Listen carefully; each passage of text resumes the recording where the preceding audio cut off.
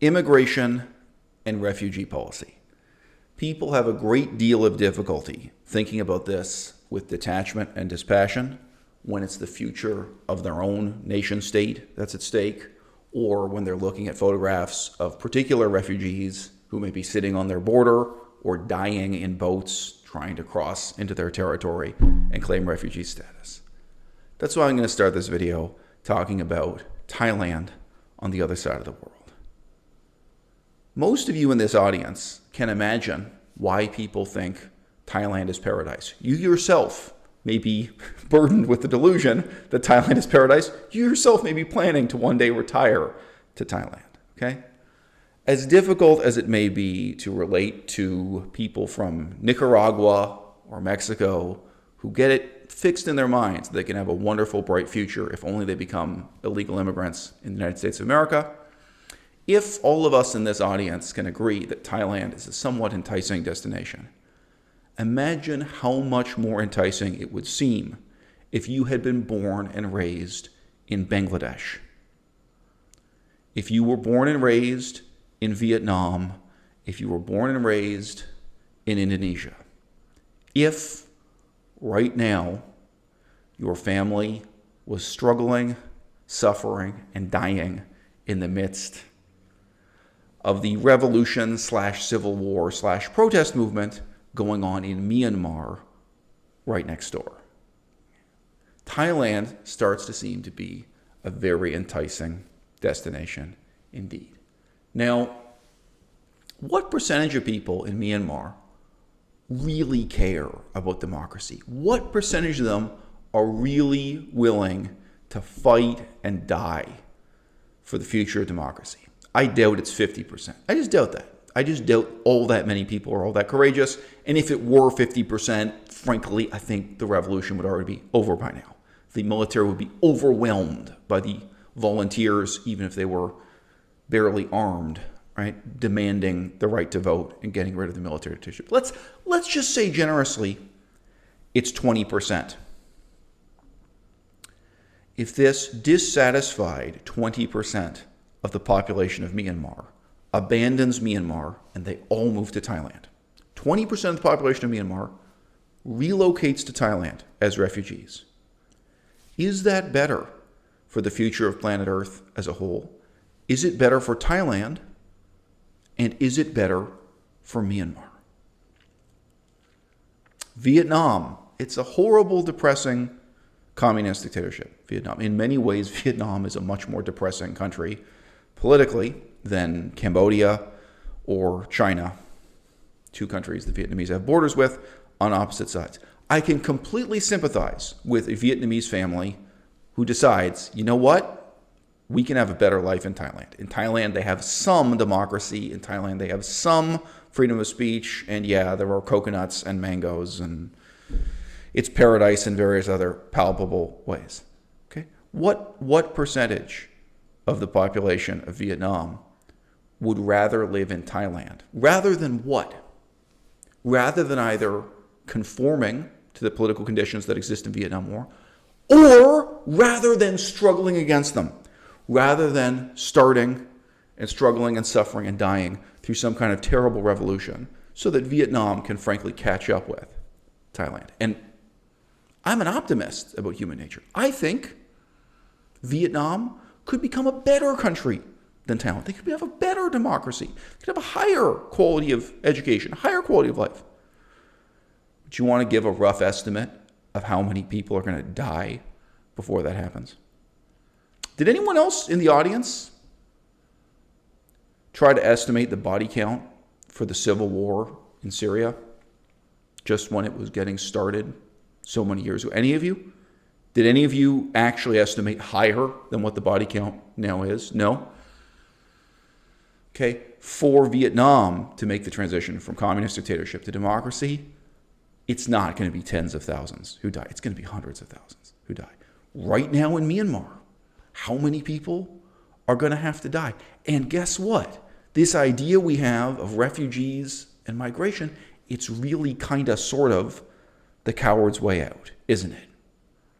And on a face-to-face level, I sympathize. I understand how hard it is for people to make this kind of detached assessment of the situation. I know how hard it is for people in Texas to say, well, look, Venezuela is a disaster, but the solution is not for 20% of the population of Venezuela to relocate to Texas as refugees. That can't possibly be the solution. Cuba, I do not know what percentage of the population that was in Cuba around the year 1950 is now in the United States of America or now has their descendants living in the United States of America. It's a significant percentage. A significant percentage of the total population of Cuba has relocated to the United States.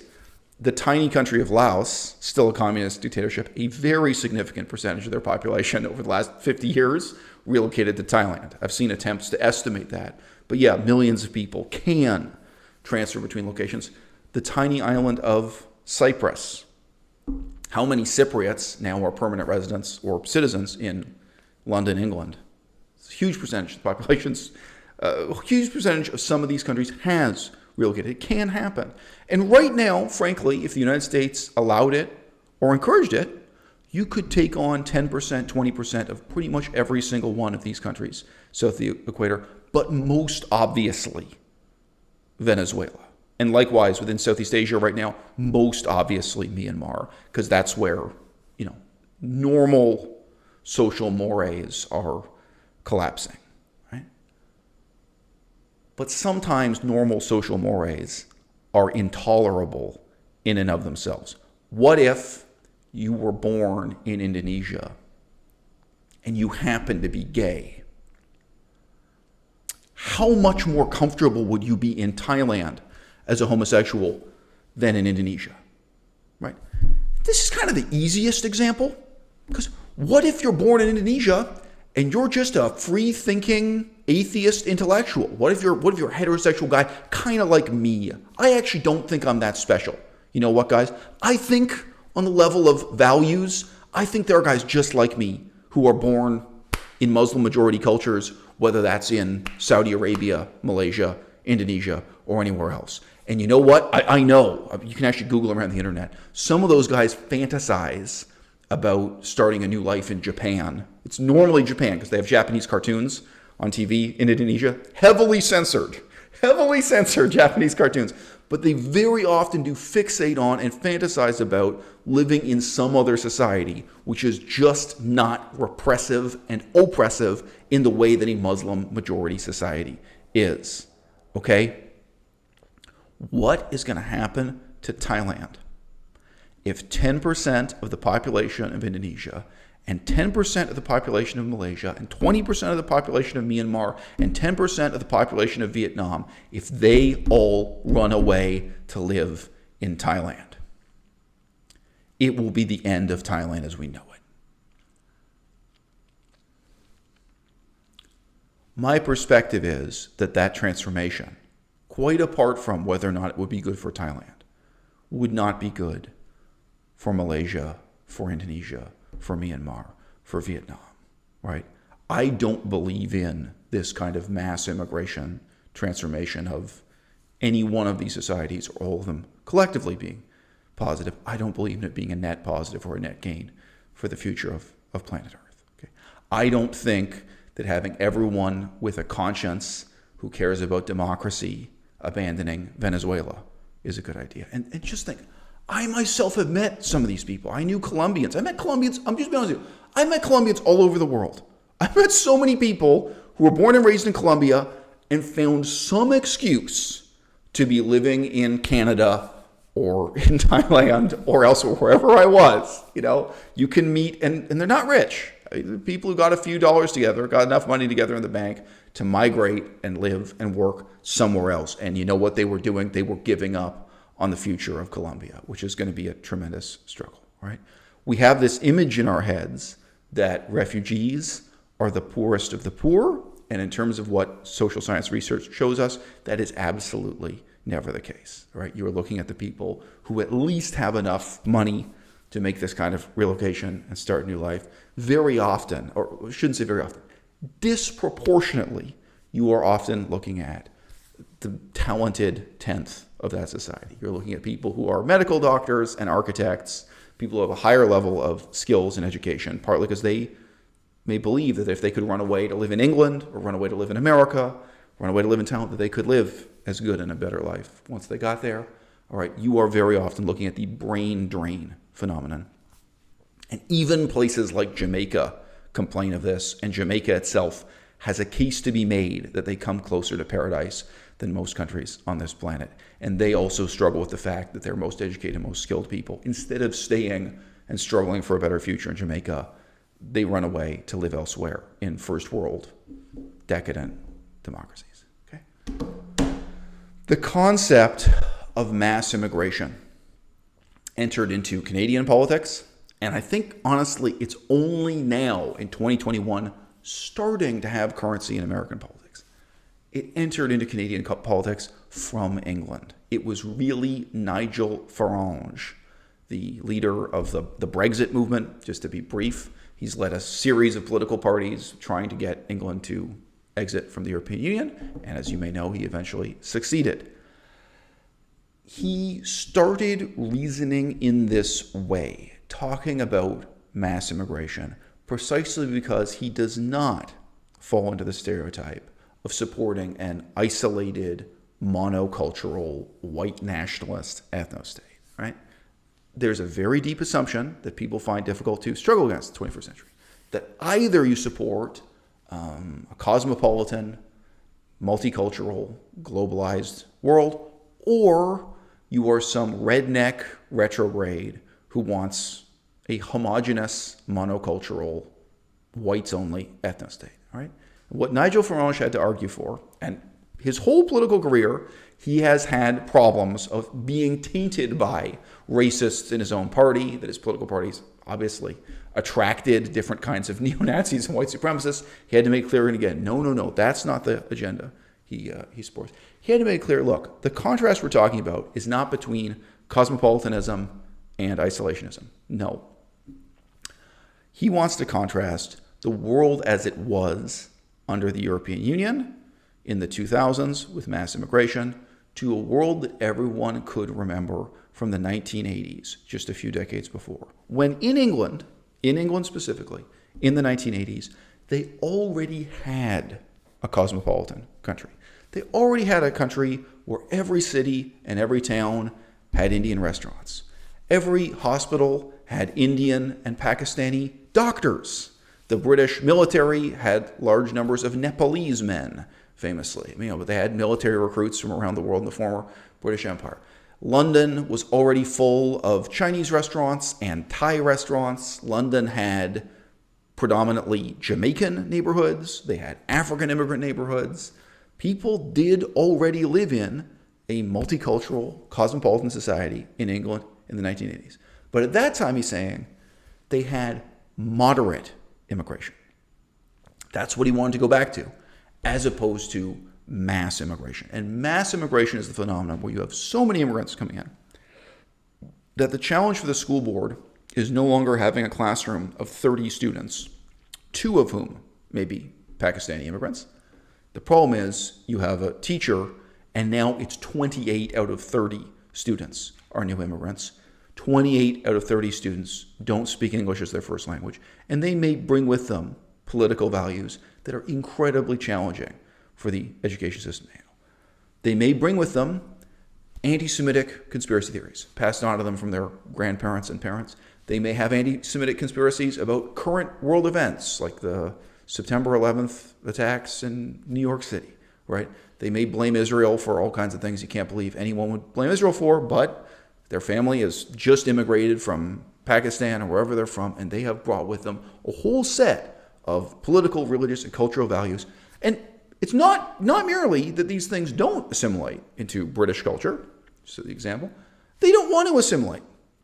And why should they? Again, this may surprise some of you in the audience. I'm not pro-assimilation. And I'll invite you to just think this through. If I decide to retire in Thailand, not impossible, I already speak the Thai language well enough, with a heavy Laotian accent. Really, I speak Laotian, but I can make it sound like Thai. If I decide to retire to Thailand, am I going to try to assimilate into Thai culture? If I have a child and I raise my child in Thailand, am I going to give my child an education that revolves around ancient Athens and ancient Rome and our tradition of philosophy and democracy, centuries and centuries of accumulated wisdom and heritage that comes out of what I think of as my background, right? Am I going to teach them that history, that politics? Or am I actually going to try to imitate what Thai parents would do and give my child an education that centers around the history of Theravada Buddhism, of how Thai culture was in part, generated from ancient Indian influences, in part from ancient Tibeto-Burmese and Southeast Asian influences? Am I going to give my child actually a worldview in terms of politics, philosophy, history, religion that is really authentically Thai? What am I going to do? What am I going to do if I immigrate to China? What am I going to do even if I immigrate to Jamaica? Am I going to make an effort to speak with a Jamaican accent if I move to Jamaica permanently? Or would you in the audience, okay, for any of these? So have some compassion that Pakistani families who move to England, it doesn't matter what the example is, it really doesn't, or a Malaysian family that moves to Toronto, whatever the permutation or combination would be, that the huge numbers of Chinese immigrants we have right now coming from China to live in Vancouver, huge numbers of Chinese immigrants living in the greater Los Angeles area of California, they don't want to assimilate. And why should they? Why would they? If your positions were reversed, you probably would not want to assimilate either. All right? We shouldn't expect that from them. All right? And when you look at the rewards, the costs, and the benefits of assimilating, you're actually asking people to make tremendous sacrifices to get very, very little in return. And I won't digress. I won't digress further on that. But having sympathy for all sides. If 20% of the population of Myanmar now flees from Myanmar to Thailand, even if they do that because they're deeply committed to democracy, right? That doesn't mean they're deeply committed to learning another language as their first language. Doesn't mean they want to raise their children speaking another language as their first language. Doesn't mean they don't have Burmese nationalism, right? They don't have a commitment to the culture, the language, the heritage. They're like, hey, they came to Thailand because they want democracy, they want freedom of speech. They may also want the mangoes and the coconuts and holidays at the beach or the other things that come with it, right? They don't want to assimilate, right? And why should they and why would they? Why would you expect them to subordinate themselves to a culturally and politically Thai schedule of values as opposed to bringing their own values with them and then perpetuating those in their own lives, in their own families, and down through successive generations? Now, my own perspective is fundamentally very pro-cosmopolitanism, right? What I despise is the accumulation of bad ideas written into laws that were created as short-term solutions to short-term problems without anyone really thinking through the implications, right? Now, at the end of World War II, in general, world leaders were deeply shocked and saddened to see the reality of what the Holocaust had been. And I ask you again to sympathize. These were men and women in power, at that time almost entirely men, let's face it. And even though on paper they might have had some awareness of the brutality of the Nazi regime, when the war ended, they saw film clips of it, they saw photographs of it. Some of them went there in person to actually see death camps, concentration camps, and so on. And they heard back verbally from soldiers who had actually liberated these places the full gravity and horror of what had happened in the Nazi Holocaust became clear to everyone involved, right? And this inspired the writing of what are ultimately completely irrational but well-intentioned laws. Read the text of the United Nations Conventions on refugees, and then just scale it up. And then just think, how does this apply to the entire population of Venezuela right now? How does this apply to the entire population of Myanmar? It is very obvious that these laws were written in a short-term, exasperated way. There's this exasperated word, overwhelmed with emotion and feeling all of this could have been avoided, all of these millions of lives could have been saved if only we had accepted Jewish refugees instead of refusing them.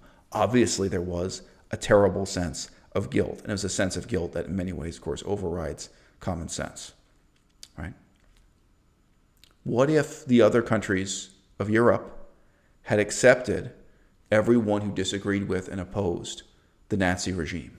Would that have stopped the Nazi regime, or would that have made it stronger? Right now, if you subtract from Myanmar the 20% of people who really want democracy, who really want positive political change, is that going to make the military dictatorship in Myanmar stronger or weaker? How about the ethnic minorities within Myanmar, some of whom are afraid of genocide, some of whom have had more or less genocidal struggles with the Burmese majority?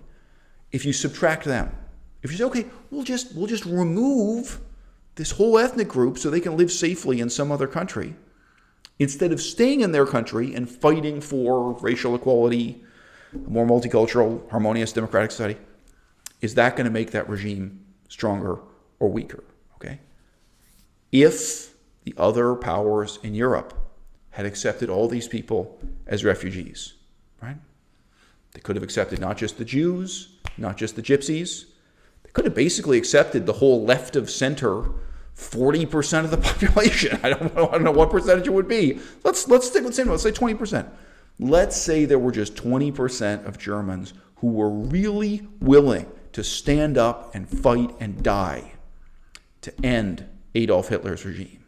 What you want them to do is stand up and fight and win.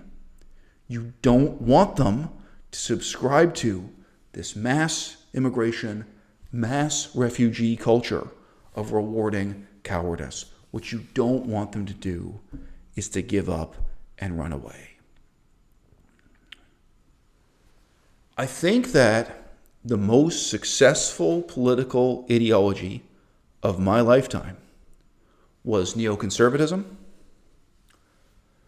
which is about 90% the same thing as neoliberalism. We could tease out some small differences, right? Neoconservatism and neoliberalism, they are very nearly two heads of the same beast. It was a tremendously successful political ideology, but its success was finite, and now it's over. In American culture, every movie that comes up is either a blockbuster or a flop. Nobody talks about a movie being a success but finite. Right? Movie can make $80 million at the box office, and it's a flop. People were expecting it to make $200 million. $80 million, wow, that was a flop. That movie was a total failure, right? This is part of American culture. Everything is thought of as either a huge success or a failure, right? And we seem to have difficulty thinking through things. Like, you know what? This was a success, but the success could only go so far, and then it ran out of gas, it ran out of steam, however you want to put it, then it was over, all right?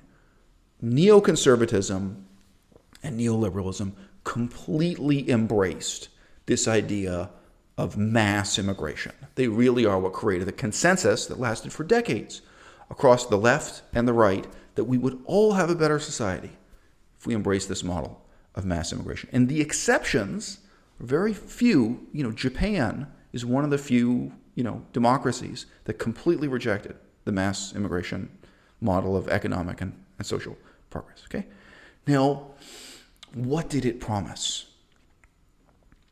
Mass immigration did promise a more cosmopolitan society, that we wouldn't be such rednecks living in isolation, that we would have Chinese restaurants and Indian restaurants in every city and in every small town, that we would have, in the surface level, a more multicultural society, that when you go to the bank machine, it asks you, do you want to withdraw money in 6 different languages? Wow, cosmopolitanism. Huh? It also promised us lower wages, right? This is the dark side of neoliberalism. Okay? It promised us a society where new immigrants and refugees would not come to rule over us as our masters. No. It was very much an explicit, overt part of the neoliberal plan that they would come into our society and they would take up the lowest paid jobs that allegedly, right, white people in the United States of America didn't want to do, white people in England didn't want to do, right? So it was unequal in a hierarchical and frankly oppressive way. Now, there are some exceptions to this. There were people who came from India and became surgeons at hospitals. There are people who came from all over the world and did take up elite positions in the economy, right? When I lived in Thailand, all of the dirtiest and most dangerous jobs were done by Burmese people. And this was an accepted fact, a society seen universally, right? You had a racially stratified society. And there were some strata in the middle, too. In Bangkok, I already mentioned this, I spoke Laotian. You know who else spoke Laotian? All the taxi drivers. Obviously not 100%, but there was this weird pattern where like, oh, in this province of Thailand, all the construction workers are Burmese. All the taxi drivers are Laotian. Like sector by sector, there are these strange, quiet, humble people who got there, very often as refugees, sometimes as economic migrants resembling refugees, very often as illegal immigrants or people who just never had any paperwork in their life one way or the other. They may have never had a passport. I remember going into a bicycle shop to get repairs done to my bike. It was quite an expensive bicycle shop in Bangkok, Thailand. And all of the low, humble workers who were doing the heavy lifting, they all spoke Laotian. And it was the strange thing. So I walked in, I was speaking Lao, and they were so delighted to hear their own language instead of speaking Thai or instead of speaking English. You know, they responded to me so warmly, but I could see that they were really afraid to speak Laotian back to me.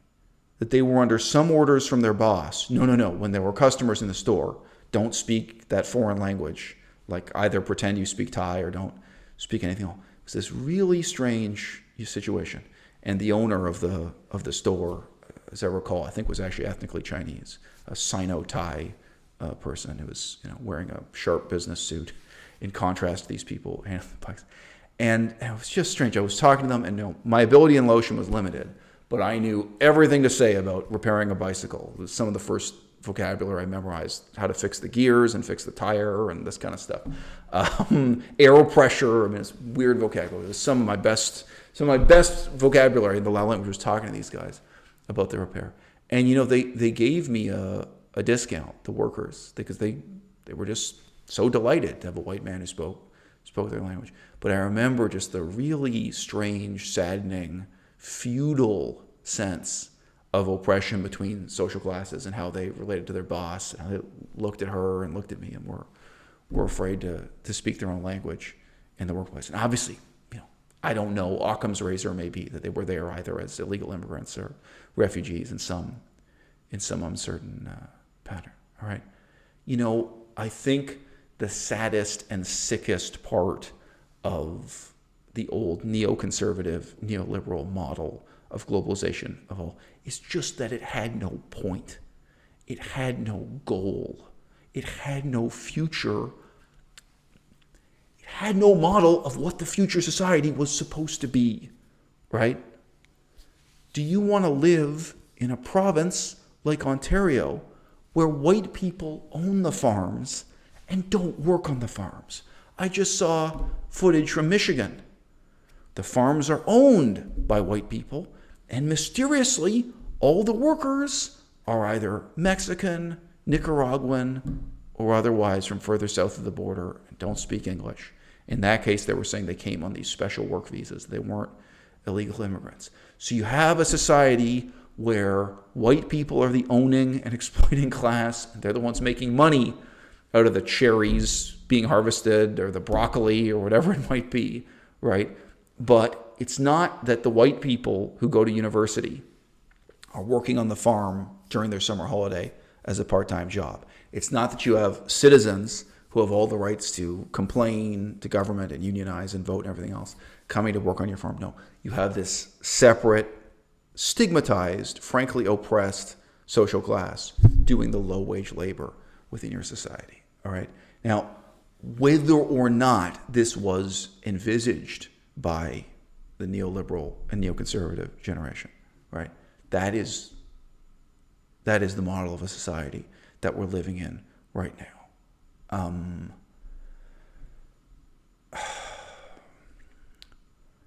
And it was set up in an asymmetrical way where we never expected other countries to do for us in return what we were doing for them, right?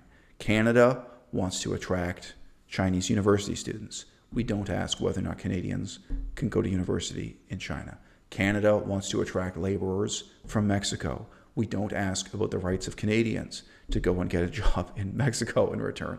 On and on and on, right? And above all else, none of the Western first world countries are asking the question of whether or not 10% of their own population could run away and find refuge and start a new life in some other country, if and when the time came, or if for some of us as dissidents who are disaffected or feel oppressed in our own countries, if we feel that that time is right now.